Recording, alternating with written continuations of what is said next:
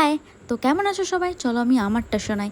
Last না, এটা বললে ভুল হবে, গত 2 রবিবার আগে আমরা গিয়েছিলাম ঘুরতে। তো সকাল সকাল সব কিছু গুছিয়ে আমরা বাড়ি থেকে বেরিয়ে পড়ি। শিলিগুড়িতে থাকার কিন্তু এটা একটা খুব সুবিধা যে বাড়ির কাছে পাহাড় রয়েছে, কিছু সময়ের মধ্যেই আমরা পাহাড় থেকে ঘুরে বাড়িও চলে আসতে পারি। সেই দিন কিন্তু আকাশের অবস্থাটা খুবই ভালো ছিল সকালের দিকে, কত সুন্দর লাগছে দৃশ্যটা, তাই না? সেই দিন কিন্তু আমরা 4 জন মিলে গিয়েছিলাম, আমি, পলাশ, আপন আর দিয়া। দেখতে দেখতে আমরা রোহিণী মোড়ের সামনে পৌঁছে যাই, আর সেখানেই ছিল চেকপোস্ট, আর সেখানে সবার চেকিং হচ্ছিল। তো আমাদেরকেও সেখানে দাঁড়াতে হয়, আর দাঁড়ানোর পরে দেখো কি হয় আমাদের সাথে।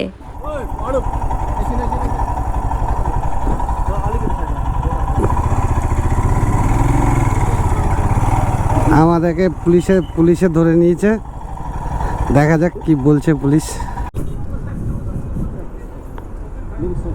হয়েছে কি বললো, বুঝেছে? চল।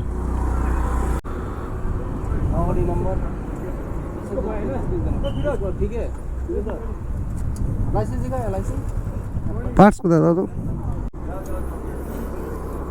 কি চলো, এই ঢুকা পার্স ঠিক সা।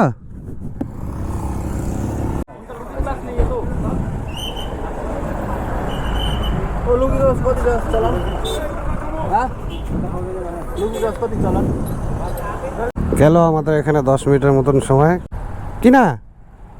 आर्मी एरिया हो थाहा छैन यो डिफेन्स ल्यान्ड हो उता छ डिफेन्स लाइन, उता छ डिफेन्स लाइन। यहाँ छ यहाँ पर छ मान्छे তো ইয়ে তো মোড়মাই ছো মু यताबाट त उयो आउँदैन বলছে ক্যামেরাটা অফ করতে। ঠিক আছে, ক্যামেরাটা অফ করে দিচ্ছি। कट गया 500 का चालान, ये देखो कट गया 500 का चालान। लुकिंग ग्लास नहीं है। ये भाई लोग से रिक्वेस्ट किया था, वो बोल रहा था नहीं मशीन है वो तो काटना ही पड़ेगा। उन लोगों भी क्या है ड्यूटी कर रहा है। হয়েছিল কি ব্যাপারটা, আপনের গাড়ির লুকিং গ্লাস আর সামনের নাম্বার প্লেট লাগানো ছিল না, সো তার জন্য আপনের 500 টাকা চালান কাটে। তো এটা একটা শিক্ষা যে রাস্তায় বেরোনোর সময় লুকিং গ্লাস আর সামনের নাম্বার প্লেট অবশ্যই লাগানো উচিত, তাই না? আচ্ছা, তো এরপরে আমরা বেরিয়ে যাই কার্শিয়াংয়ের উদ্দেশ্যে। তো সেইখানে অর্ধেক রাস্তা যাওয়ার পর অনেক বৃষ্টি হয়, তো আমরা একটা জায়গায় গিয়ে দাঁড়াই। একটা অঘটন ঘটলো, শাশুড়ি মার ছাতা গেল গলিয়া, আর আমরা বৃষ্টির জন্য এখানে দাঁড়িয়েছিলাম। এখন বৃষ্টি কমছে, রাস্তাটা কত সুন্দর লাগছে, তাই না? এই যে এত সেট আপ লাগায় কি লাভ যদি আমাদের কাছে একটা রেনকোটই নাই। গরিব আমরা বৃষ্টিতেই চলে যাচ্ছি, কত সুন্দর। বৃষ্টি কিন্তু পুরোপুরিভাবে থামেনি, আমরা তাও বেরিয়ে পড়ি, ভাবি যে রাস্তায় গিয়ে হয়তো মানে যেতে যেতে হয়তো ক্লিয়ার হয়ে যাবে, কিন্তু তা না, আরও জোরে বৃষ্টি স্টার্ট হয়। তো এরপরে আমরা একটা রেস্টুরেন্টে গিয়ে বসি, সেইখানে একটু খাওয়া দাওয়া করি। সোদিয়া কেমন লাগছে? খুবই ভালো। অনেকদিন পর বাড়ি থেকে বেরোলাম, মানে আমরা পরশু দিনে বেরিয়েছিলাম, আর আজকে আমাদের কাছে একটা দিন অনেক দিন। আমি তো অনেকদিন পর। Guys look at the view, my god, এত সুন্দর কেন পাহাড়, এত সুন্দর কেন?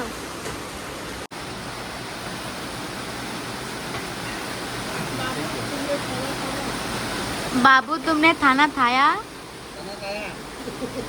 बाबू तुमने थाना थाया।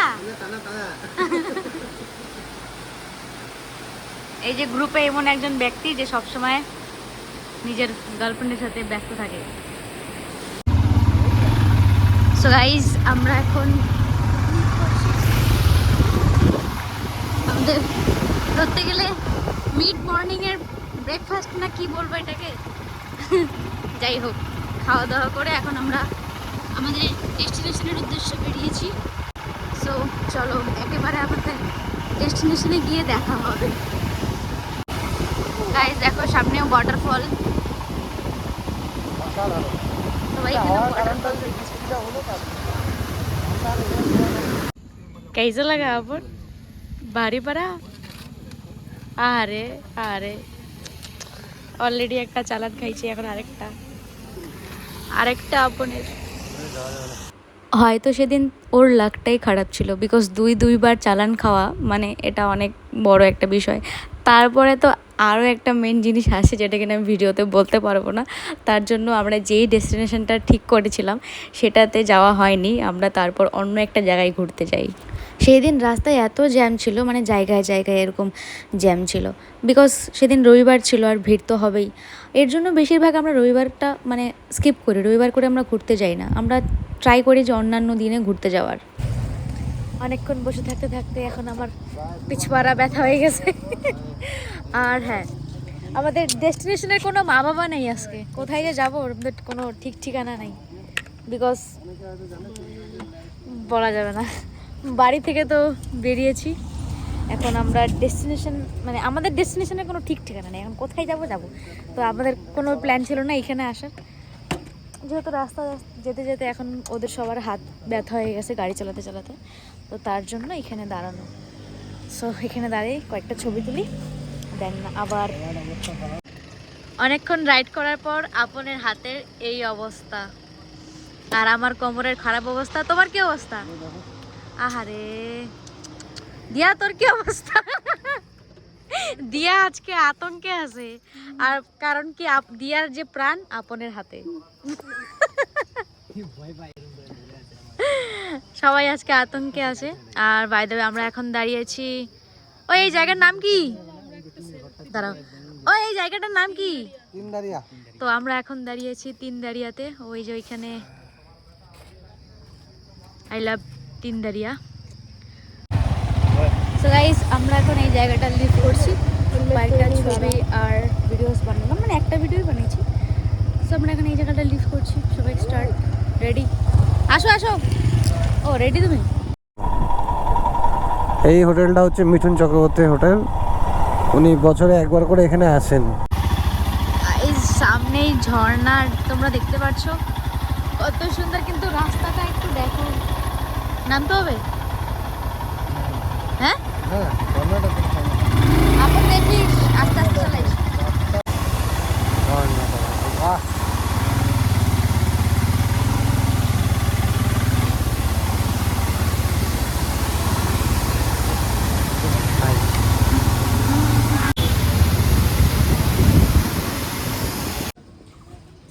গাইজ, আমরা এখন রংটংয়ে দাঁড়িয়েছি, আর পলাশের প্রচুর ভুক লেগেছে।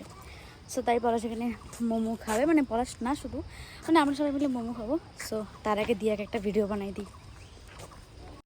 সো গাইজ, দিয়া বললো এটা রংটংয়ের ফেমাস হোটেল, তো যারা রংটংয়ে আসে তারা জানে, আমি জানতাম না, আজকে জানলাম, দিয়া বললো, তাই থ্যাঙ্কস দিয়া। গাইজ, আজকে আমাদের মোমো ডে, এটা পলাশের হিটসার মোমো, আমি খাই নিচ্ছি। ভিডিও চক্করে মোমোটা আমার ছাড়া বেদা হয়ে গেল। হাসো, তুমি না হাসলে আমার ভালো লাগে না, হাসো। ওই যে কালকে ভিডিওটা দেখছো না? কোন ভিডিওটা গো? কি হতে চায় জোরে বলো, শুনতে পারি না তো। এরকম অসভ্যতা আমি ইগনোর কি করে কথা। So guys, leave the place, টাটা বল। সো লেটস গো, দেখি এবার কোথায় যাওয়া যায়, বাড়ি নাকি কোথাও অন্য কোথাও। আমার বাড়ি যেতে ইচ্ছা করে না, খালি ঘুরতে ইচ্ছা করে। ওই দেখো।